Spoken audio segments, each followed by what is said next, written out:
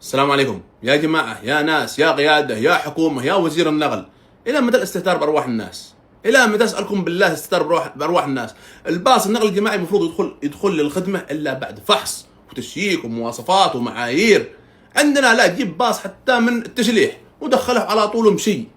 قبل فترة الباص الذي احترق فيه العرقوب، وكلهم عارفين بهذا الشيء لأنها مقطع وصل ترند، وتوفى على أثرها الركاب الذي فيه رحمهم الله. اليوم يا جماعة الخير أقسم بالله العظيم أرسل لي واحد مقطع قسما بالله أنه يحز في النفس. يا جماعة تخيلوا أن الركاب ينزلوا من الباص يذهبوا الباص نقل جماعي. هذا مهزلة والله ما حصلت إلا في اليمن.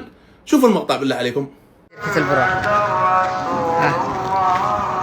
الناس ذهب والتواير زفت. تاير ملس ما يتفاقدوا سياراتهم. شوفوا الكفر كيف، شوفوا التايرات كيف هم ممسوحات مسح. شوفوا بالله عليكم مكيف طافي، قالوا والله العظيم ان المكيف طافي لنا في العرق، وكل ما ساعة تعذرنا بحاجه.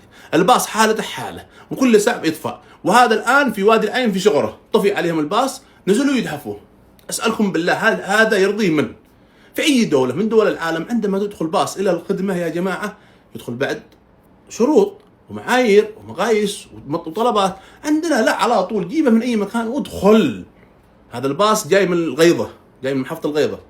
بالله عليكم راكب بيجي من محافظة الغيضة، في الأخير يموت له، في الأخير يتقلب، في الأخير يحصل له حادث، وبعدين بيقولوا ها والله حادث، ها والله مدري ايش.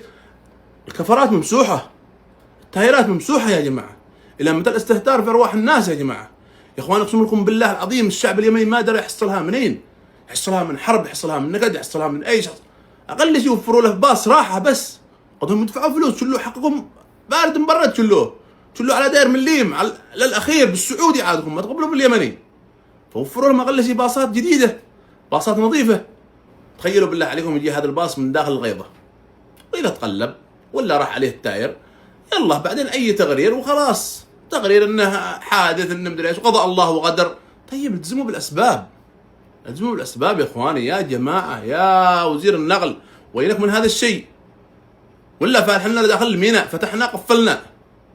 شوفوا هذا الموضوع، انظروا لهذا الموضوع، شاركوا المنشور يا جماعه، خلوه يوصل لعند الوزير.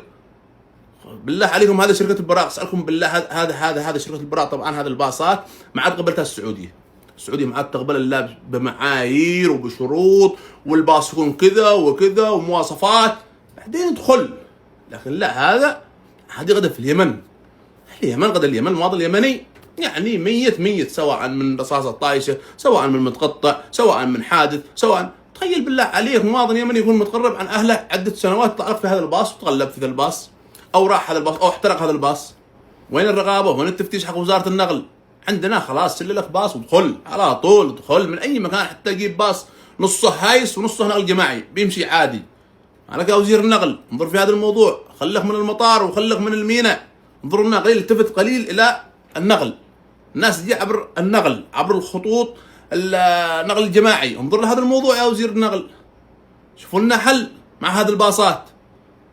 وصلوا الموضوع هذا. اتمنى ان يوصل هذا الفيديو الى وزير النقل وان يستحي على نفسه وينظر في هذا الموضوع. تحياتي.